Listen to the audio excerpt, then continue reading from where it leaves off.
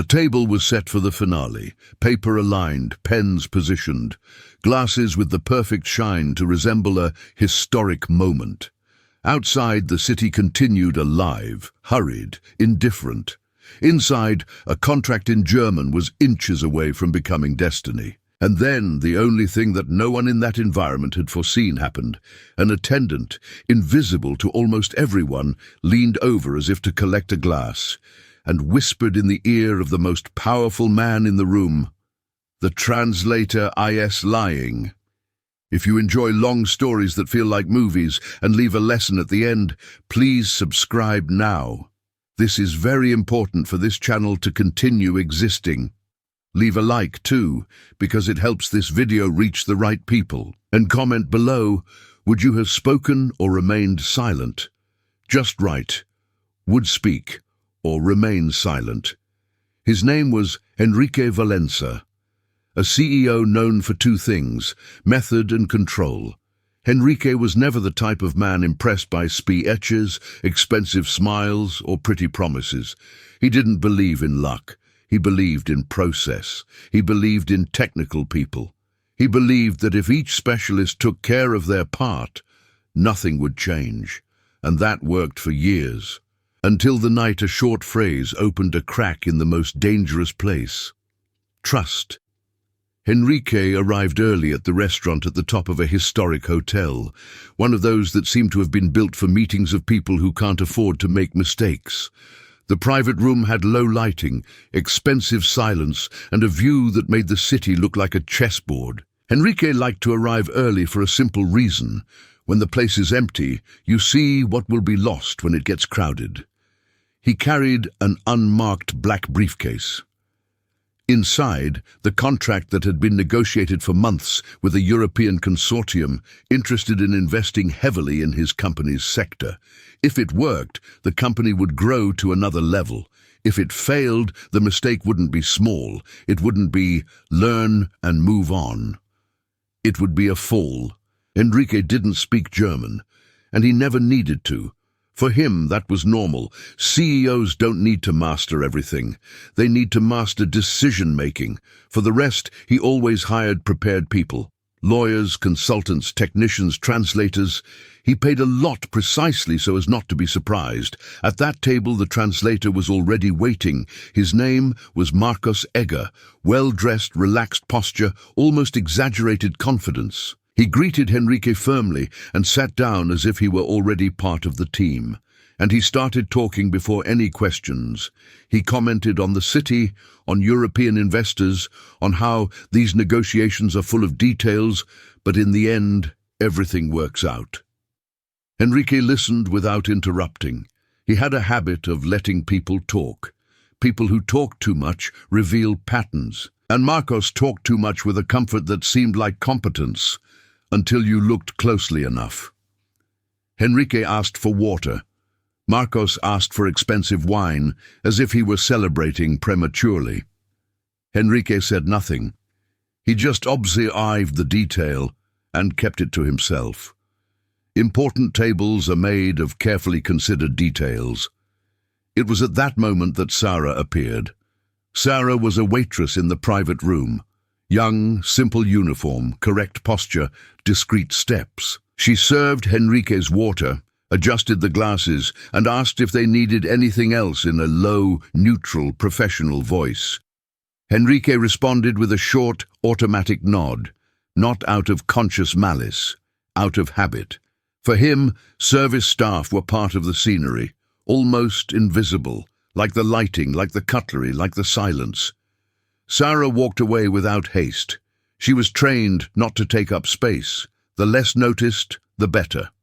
In places like that, drawing attention could be a mistake, and mistakes there were not forgiven with kindness. The Europeans arrived a few minutes later. Formal greetings, handshakes, restrained smiles. The conversation changed temperature when German took to the air. For almost everyone there, it was just a foreign language. For Enrique, it was a wall he paid to cross. For Marcos, it was a stage. For Sarah, it was something else. Marcos naturally assumed the role of intermediary. He translated short phrases, answered questions, summarized passages, and set the pace. Everything seemed to be going according to plan. Henrique took notes. He didn't understand German, but he understood people, and he understood negotiation. He observed the Europeans' gaze, their response time, their hand movements, how someone avoided a critical point. Nothing seemed wrong, until Sarah returned with the wine. She served the guests first, then Henrique, and finally Marcos. As she bent down to reach for a glass, she heard a phrase in German. Not a technical term, not a number, a common phrase, with a tone that didn't match the light-hearted atmosphere. Sarah didn't react. She continued serving as if she hadn't heard, but inside something was on edge. She wasn't academically fluent. She didn't have a certificate. She never studied German at an expensive school. She learned it at home, through familiarity, with a great-aunt who switched to German when the matter was serious. In her family, German wasn't charming. It was a warning. It was the language of problems, of difficult decisions, of things not to be trifled with. And that phrase she heard carried exactly that weight. She tried to ignore it. She told herself she might be taking it out of context, that a word doesn't mean the same thing everywhere, that it wasn't her role to interpret negotiations between important people. She needed the job. She needed that shift. She needed the salary, and she knew how the world works. People like her aren't called upon to give their opinions at tables like that. So she stayed quiet, but the discomfort didn't go away. Sarah returned to the table, collecting empty glasses. She heard another phrase in German, then another, and she began to notice a pattern that didn't depend on perfect translation. The European's tone was firm, heavy, careful. Marcos's translation was too light, too soft, as if he were transforming risk into formality. Henrique, on the other side, remained calm. He was comfortable with the process, he trusted the intermediary, he trusted the dynamics. And, from the outside, the table remained perfect. Open contract, pens aligned, important people with important postures. But Sarah began to see something that no one there seemed to notice. The pace was being pushed. Marcos spoke more than necessary. He interrupted small pauses. He summarized quickly. He closed points before Henrique finished thinking. And when Henrique asked a short question, the kind of question that ties responsibility, Marcos answered too quickly. Sometimes without consulting the Europeans, as if he already knew what the ideal answer was. This was the first moment Sarah's body truly reacted. It wasn't a thought, it was a feeling. Because a translator doesn't respond on their own at a critical point. A translator translates. The one who responds is the one who assumes responsibility. And at that instant, Marcos seemed to be assuming a responsibility that wasn't his. Sarah returned to the counter and kept her hands busy. She cleaned a surface that was already clean. She arranged glasses that were already lined up. Her heart raced without her commanding it. She looked from afar and noticed something else. Europeans spoke slowly when the subject became serious. Marcos translated quickly anyway, with words that seemed to soften the gravity. What came across harshly in German arrived softly in Portuguese. And the more this repeated itself, the more Sarah understood the magnitude of the problem. It wasn't just a poorly translated phrase. It was a pattern. She heard a specific word, a word that in her experience always appeared when someone warned about risk and consequence. Marcos translated it as if it were a technical detail. Her stomach churned. Sarah tried to rationalize. She told herself she could be wrong, that she could be exaggerating, that she could be seeing problems where there weren't any. But the meeting began to move towards its conclusion. Marcos spoke of next steps, of signature, of timeline.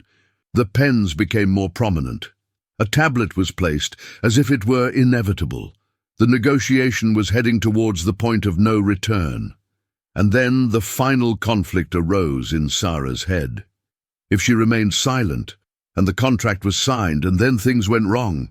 She would have to live, knowing that she heard the warning and chose to remain silent. If she spoke, she could lose her job, be humiliated, be kicked out of the salon, and become a laughingstock for people who think employees shouldn't interfere. Between losing her job and losing sleep for the rest of her life, she understood which of the two was more costly. She picked up a light tray, empty cups, napkins, something that wouldn't attract attention. She walked to the table as she did dozens of times a night. No hurry, no unusual gesture. The restaurant continued as normal. Laughter at other tables, soft music, cutlery, life. No one looked at her. No one expected anything more than service. And it was precisely this invisibility that gave her the chance. Sara approached Enrique from his side, leaned over as if to pick up a glass, and got close enough for only him to hear. The translator is lying. She didn't explain. She didn't repeat herself. She didn't apologize. She didn't wait for an answer. She straightened up, collected the cups, and walked away as if nothing had happened. The world didn't stop. But at that table, the air changed. Enrique didn't turn his face away. He didn't look at Sara. He didn't react with emotion. He just stood still for a second longer than usual, the kind of second that reveals that information has entered and started swirling inside. Marcos continued talking, smiling, pushing the end, without realizing that control had slipped from his hands. Enrique then made a small gesture. He closed the folder calmly, not completely, just enough to interrupt the flow, and he asked them to repeat it. Marcos blinked in surprise, tried to maintain his composure, translated. Enrique asked again.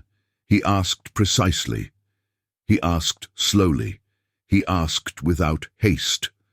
Marcos began to lose his smile little by little. He adjusted his collar. He took an untimely sip. He spoke less. He tried to regain his rhythm. Enrique didn't respond. Enrique looked at Marcos as one observes a working part. And when a part starts to tremble, the whole system feels it. Sara returned to the counter with cold hands. She pretended to clean a glass. She pretended to be normal.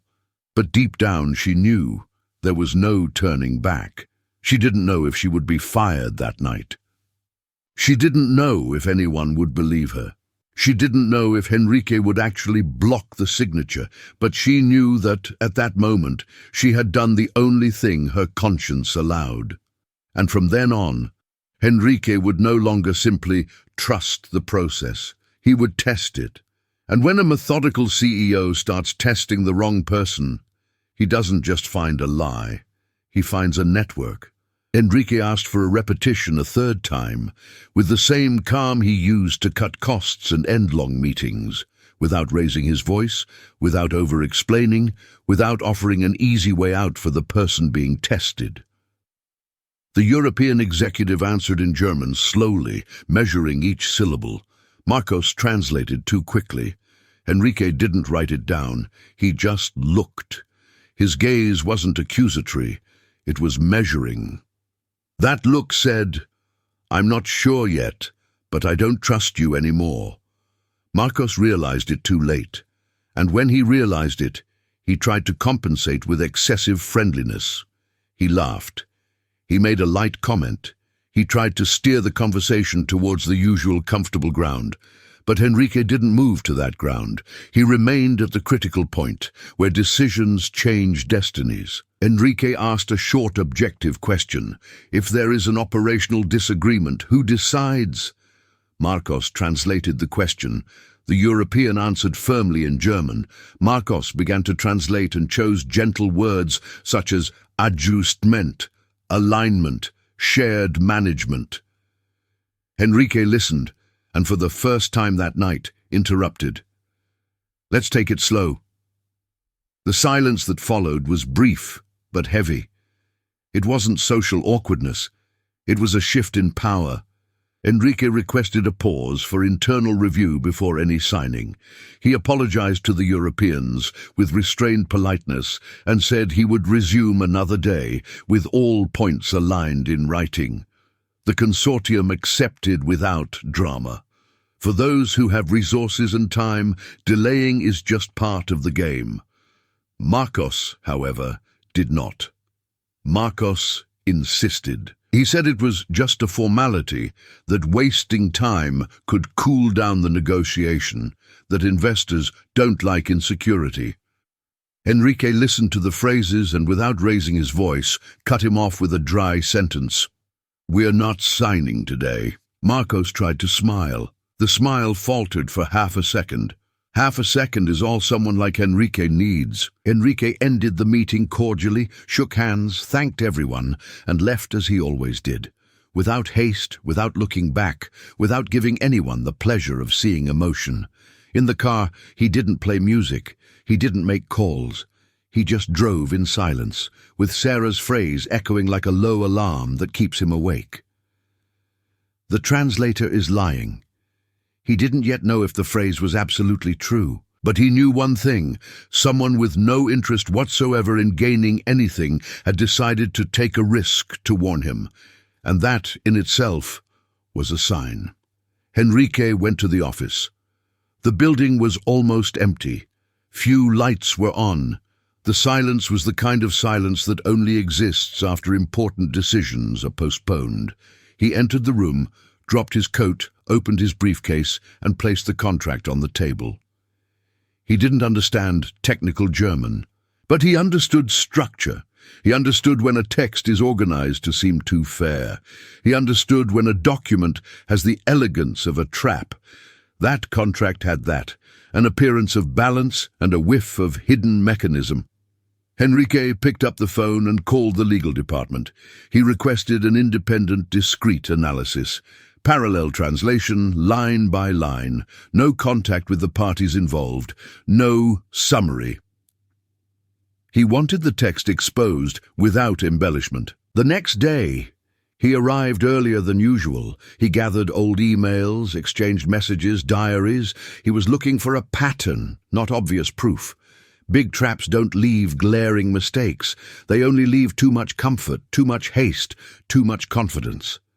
Meanwhile, Sarah remained in the hotel as if nothing had changed, but inside everything had changed. The next shift seemed normal to the world. For her, it was a corridor of tension. No one called her. No one reprimanded her. No one thanked her.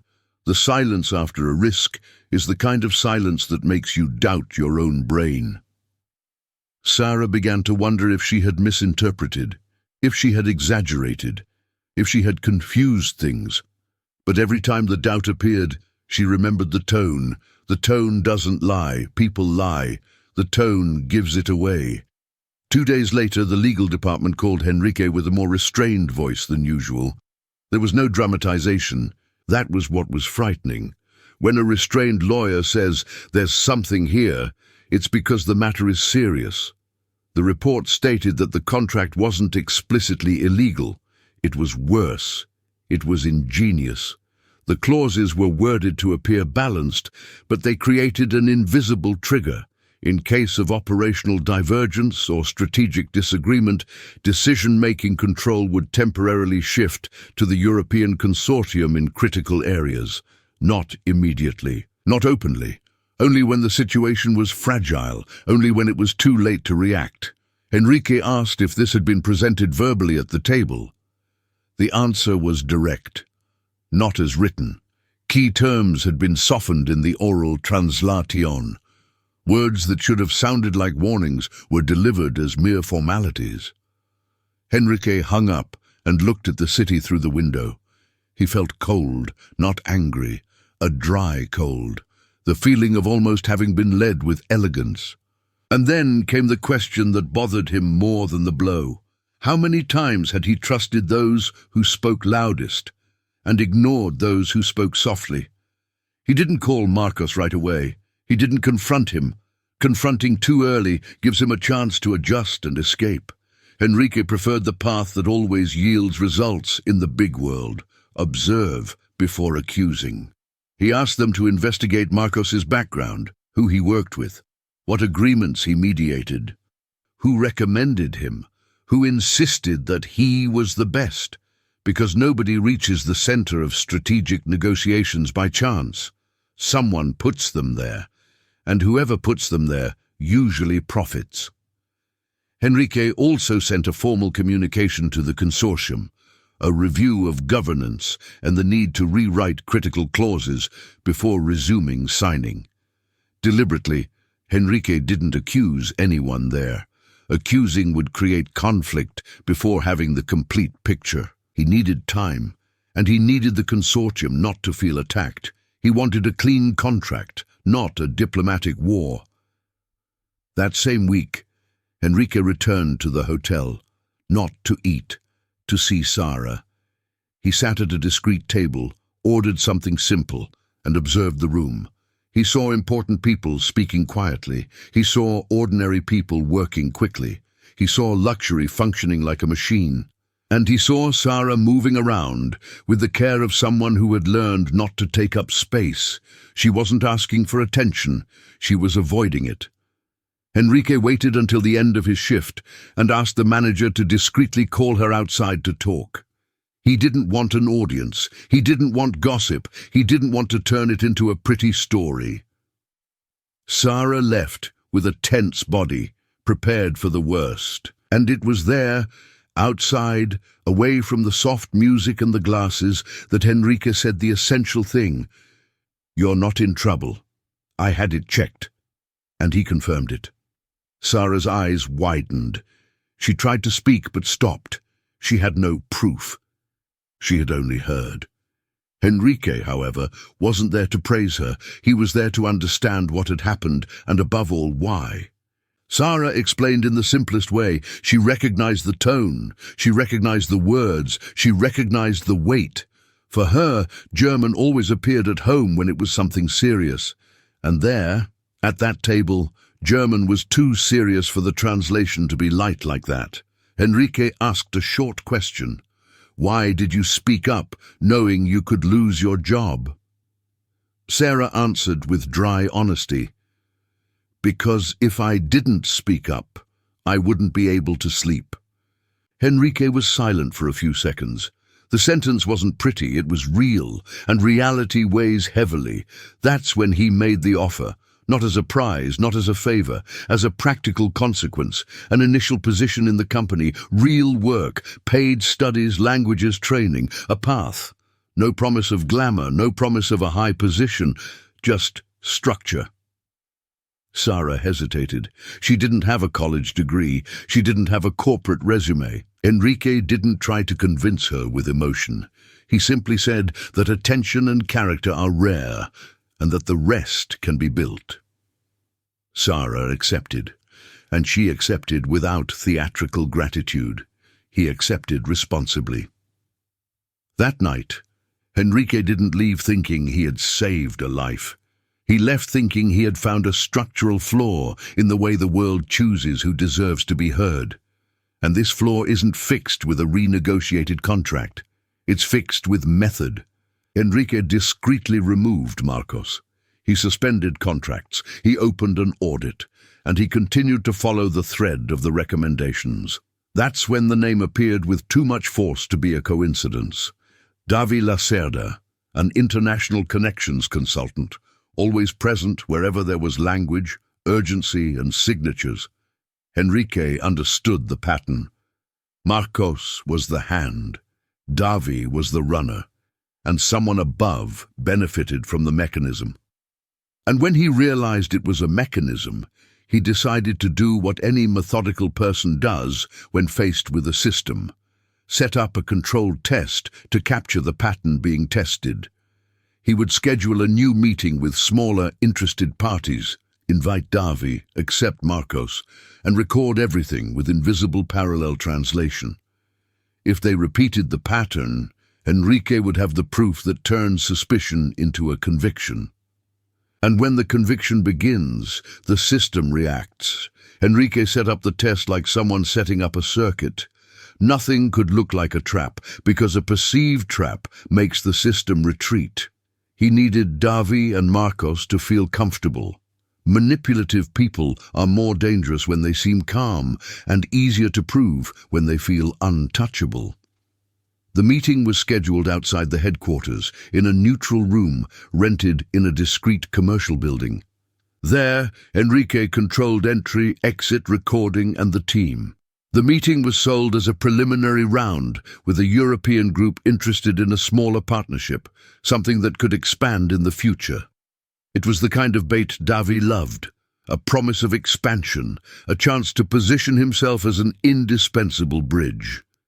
Davi showed up smiling, with the same speech as always. Moment, market, opportunity. Marcos arrived with total confidence, a posture too relaxed for someone who was supposed to be just a translator, and Enrique received them politely, without showing anything out of the ordinary. The foreigners were a real team hired by an external consultancy, fluent, trained, cold, capable of holding a conversation with the same weight as an international negotiation. The goal wasn't to act.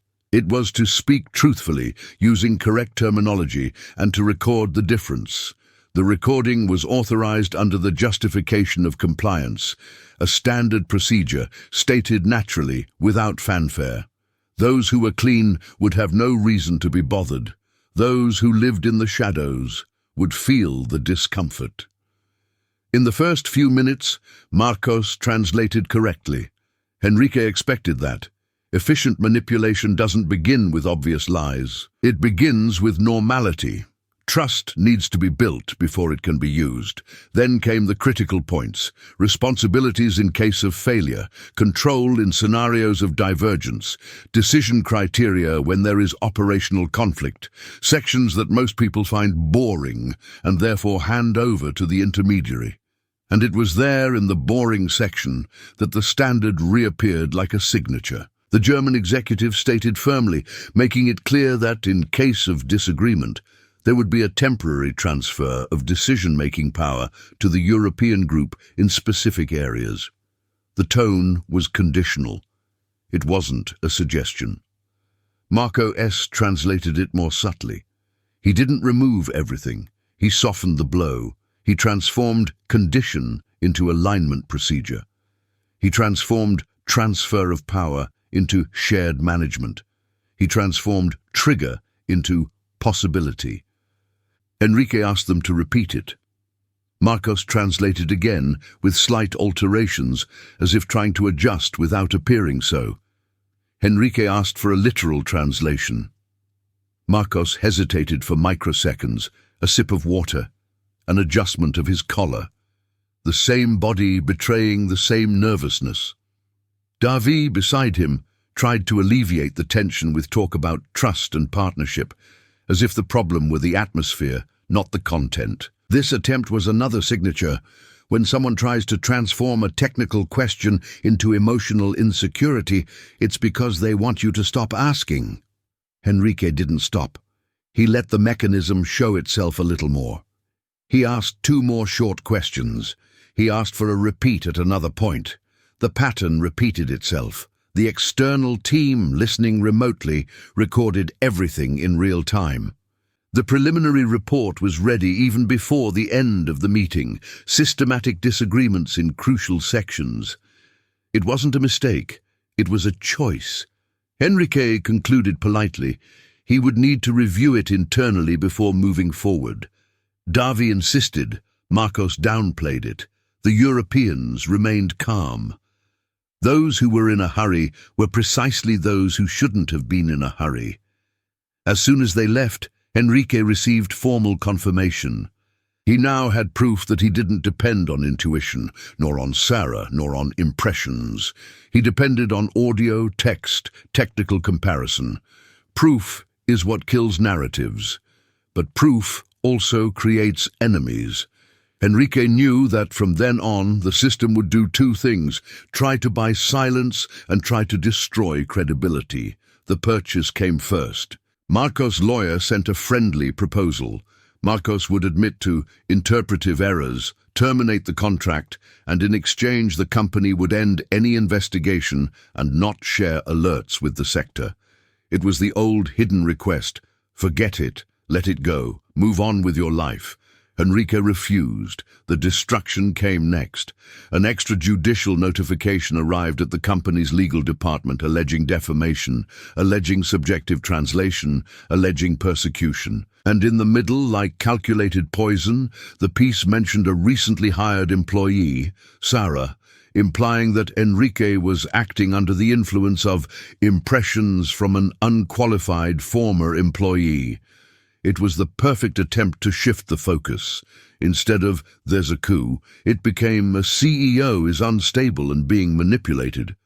The document leaked as a comment before it even became headline news. At the company, small changes began. Conversations cut short when Sarah arrived. People avoiding contact, emails without copies, glances that measured distance. It wasn't explicit hatred, it was social prudence. Nobody wanted to be associated with the problem. Sarah felt it like a hand pushing her back to her old place. Invisible. For a moment she almost believed the narrative. She almost thought she had been irresponsible for talking about it at the hotel. She almost wished she had never heard anything. But Enrique cut off the rumor within the company with a compliance directive. Sensitive information would not be discussed informally.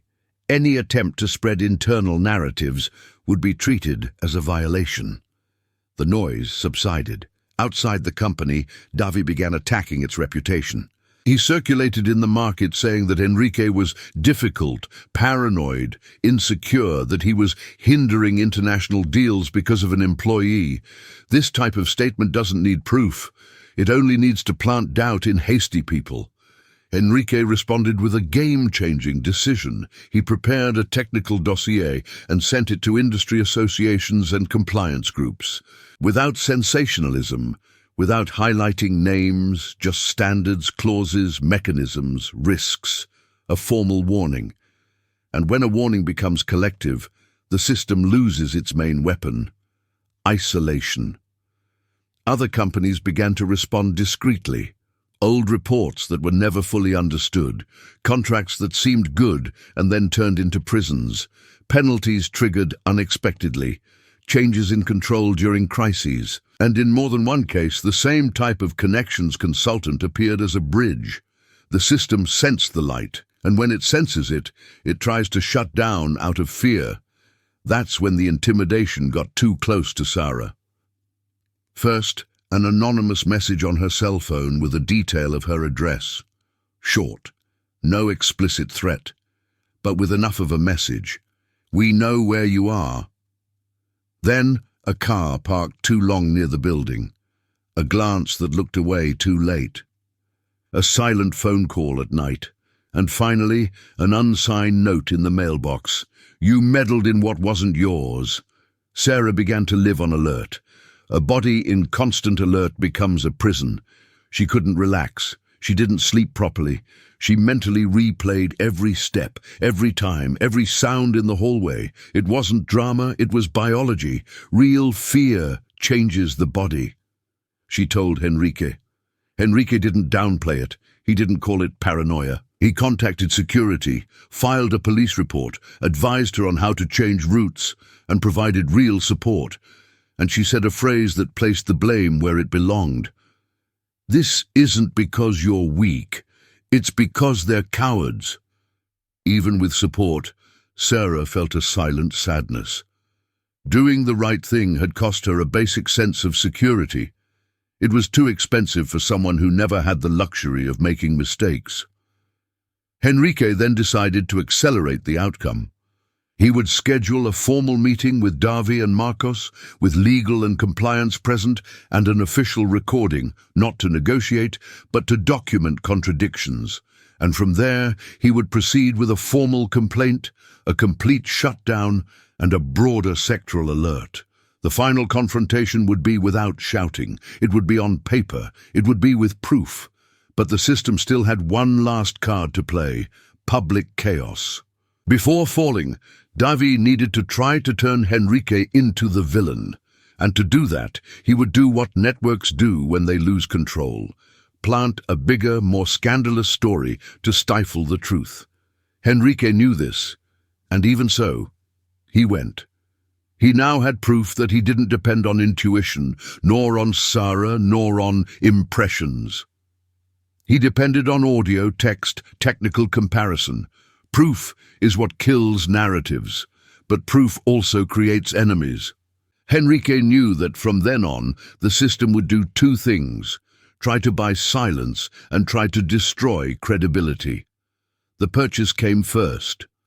Marco's lawyer sent a friendly proposal. Marcos would admit to interpretive errors, terminate the contract, and in exchange the company would end any investigation and not share alerts with the sector. It was the old, hidden request: forget it, let it go, move on with your life. Henrique refused. The destruction came next. An extrajudicial notification arrived at the company's legal department alleging defamation, alleging subjective translation, alleging persecution. And in the middle, like calculated poison, the piece mentioned a recently hired employee, Sarah, implying that Henrique was acting under the influence of impressions from an unqualified former employee. It was the perfect attempt to shift the focus. Instead of "there's a coup," it became "a CEO is unstable and being manipulated." The document leaked as a comment before it even became headline news. At the company, small changes began. Conversations cut short when Sarah arrived. People avoiding contact, emails without copies, glances that measured distance. It wasn't explicit hatred, it was social prudence. Nobody wanted to be associated with the problem. Sarah felt it like a hand pushing her back to her old place, invisible. For a moment, she almost believed the narrative. She almost thought she had been irresponsible for talking about it at the hotel. She almost wished she had never heard anything. But Henrique cut off the rumor within the company with a compliance directive. Sensitive information would not be discussed informally. Any attempt to spread internal narratives would be treated as a violation. The noise subsided. Outside the company, Davi began attacking its reputation. He circulated in the market saying that Henrique was difficult, paranoid, insecure, that he was hindering international deals because of an employee. This type of statement doesn't need proof. It only needs to plant doubt in hasty people. Henrique responded with a game-changing decision. He prepared a technical dossier and sent it to industry associations and compliance groups. Without sensationalism, without highlighting names, just standards, clauses, mechanisms, risks, a formal warning. And when a warning becomes collective, the system loses its main weapon: isolation. Other companies began to respond discreetly. Old reports that were never fully understood, contracts that seemed good and then turned into prisons, penalties triggered unexpectedly, changes in control during crises. And in more than one case, the same type of connections consultant appeared as a bridge. The system sensed the light, and when it senses it, it tries to shut down out of fear. That's when the intimidation got too close to Sarah. First, an anonymous message on her cell phone with a detail of her address. Short, no explicit threat, but with enough of a message: "We know where you are." Then, a car parked too long near the building, a glance that looked away too late, a silent phone call at night, and finally, an unsigned note in the mailbox: "You meddled in what wasn't yours." Sarah began to live on alert. A body in constant alert becomes a prison. She couldn't relax. She didn't sleep properly. She mentally replayed every step, every time, every sound in the hallway. It wasn't drama, it was biology. Real fear changes the body. She told Henrique. Henrique didn't downplay it. He didn't call it paranoia. He contacted security, filed a police report, advised her on how to change routes, and provided real support. And she said a phrase that placed the blame where it belonged. "This isn't because you're weak. It's because they're cowards." Even with support, Sarah felt a silent sadness. Doing the right thing had cost her a basic sense of security. It was too expensive for someone who never had the luxury of making mistakes. Henrique then decided to accelerate the outcome. He would schedule a formal meeting with Davi and Marcos, with legal and compliance present, and an official recording, not to negotiate, but to document contradictions. And from there, he would proceed with a formal complaint, a complete shutdown, and a broader sectoral alert. The final confrontation would be without shouting. It would be on paper. It would be with proof. But the system still had one last card to play: public chaos. Before falling, Davi needed to try to turn Henrique into the villain. And to do that, he would do what networks do when they lose control: plant a bigger, more scandalous story to stifle the truth.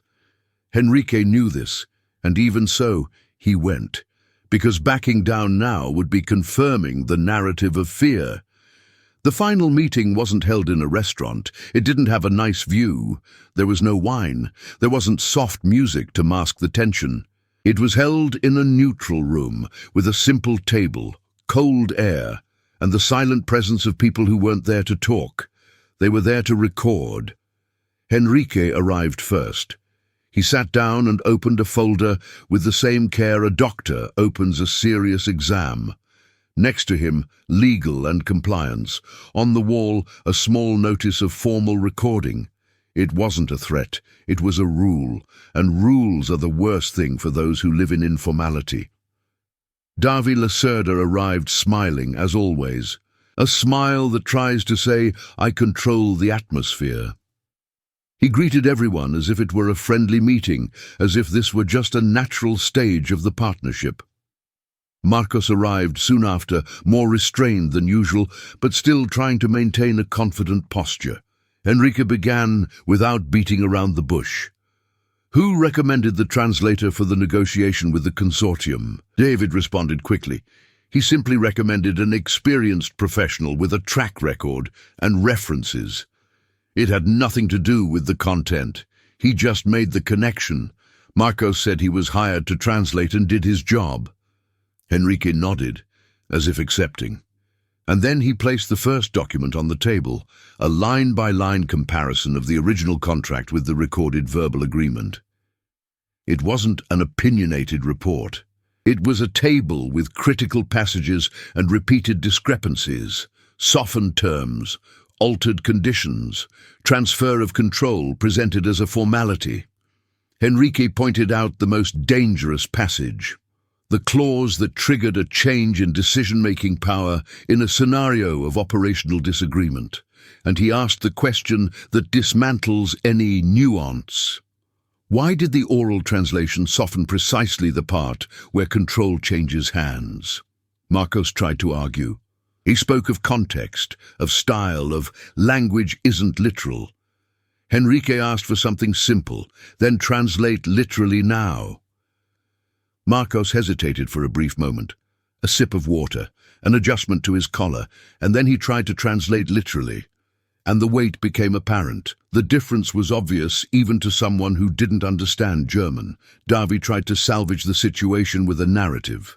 He said that this is common in negotiations, and that Henrique was exaggerating because of a personal impression formed that night at the hotel. The phrase came with embedded poison to turn the case into an emotional one. Henrique didn't budge. He placed the second document on the table, the report of the controlled test, with recording, independent parallel translation, and systematic discrepancies on the same critical points. The room became quieter. Davi lost part of his smile. Marcos became more rigid. Henrique then asked another question. If it's a nuance, why does the pattern always repeat itself at the same points? Always where there is risk and transfer of power. Marcos tried to say it was a coincidence. Henrique didn't respond with debate. He responded with the third document, a review of old contracts with Davies' recurring presence as a facilitator and similar patterns of elegant clauses that only reveal their true colors in crisis situations. Davy shifted in his chair.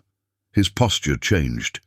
He began to understand, not with his head, but with his body, that the table was no longer his. Henrique said calmly, "The company will file a formal complaint and share a technical alert with industry associations, not out of revenge, as a precaution." It was at this point that the structure began to crumble from within. Marcos realized that the safest path for him would be to distance himself from Davy. He tried to save himself in the only way possible, shifting blame. "I only simplified things to facilitate negotiation," he said, as if it were an acceptable justification. The word simplified fell like an involuntary confession. Henrique looked coldly. "Simplifying isn't translating. Simplifying is guiding." David reacted immediately, trying to shift the blame back to Marcos.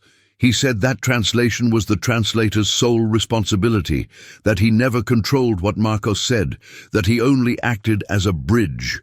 The old word again, bridge.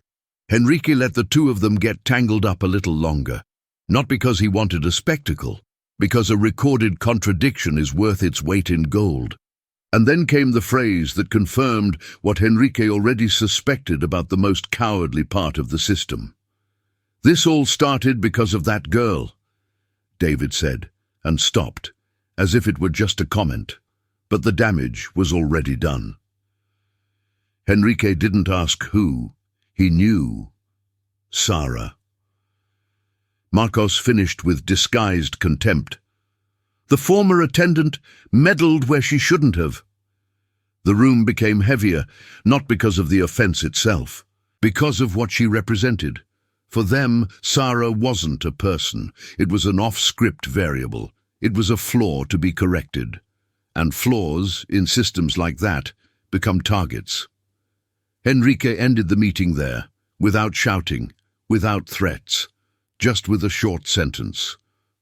"It's recorded." Davy tried to say something, but Henrique had already stood up. Marcos also tried to justify himself, but the legal department was already gathering everything for filing. When you turn conversation into a formal procedure, the game changes. Behind-the-scenes activity loses power, and behind-the-scenes people hate the spotlight. In the following weeks, the consequence came in the cruelest way for those who live off the internet. Isolation. Marcos lost contracts, credentials, space. He didn't fall with headlines. He fell with disappearance. The phone stopped ringing. The recommendations vanished. The clients who once praised him began to avoid him. Davy lost influence in the same way, only worse. He was a bridge. When a bridge becomes a risk, nobody crosses it. Henrique didn't celebrate publicly. He didn't want a pretty story. He wanted structural correction. And structural correction requires that the warning spreads. The technical dossier circulated among industry associations.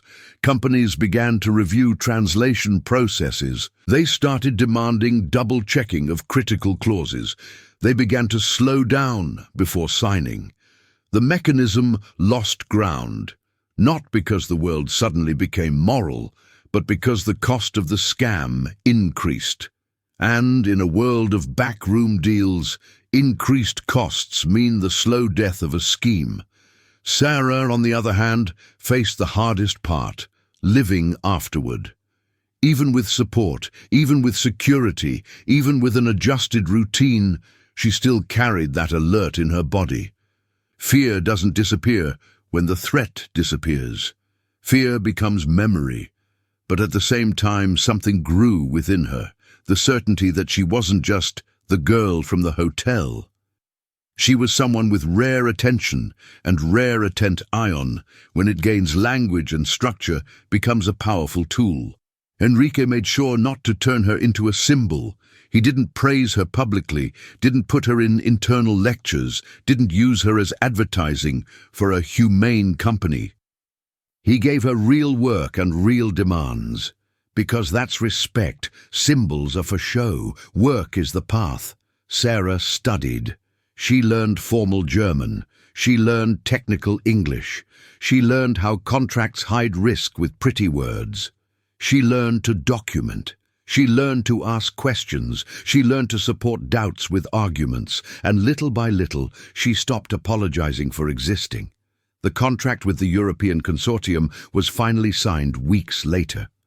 This time, with parallel translation, double review, clear clauses, and enough time for no one to be led in the dark. There was no party. There was no champagne. Henrique signed and closed the file as if closing a cycle. Leaving the building that night, he saw Sarah crossing the street with a backpack on her back, quick steps, tired but firm. She didn't even notice he was there. And that was good, because the choice was never about recognition. It was about listening. Enrique got into his car and remained silent for a few seconds. He didn't think about the money avoided. He thought about the hotel table. He thought about the short phrase. And he thought about what almost happened for a simple reason. He was used to listening to whoever spoke loudest, and perhaps that's the biggest lesson of all. The biggest lie, sometimes, isn't in the clause. It's in how we learn to choose who deserves to be heard. And now I want to ask you honestly, if you were in Henrique's place, would you have blocked the signature, or would you have trusted the professional and followed through? Tell me in the comments. I read them. If this story made you reflect, leave a like and subscribe to the channel, because that really helps this type of content reach more people. And I'll bring more long stories like this.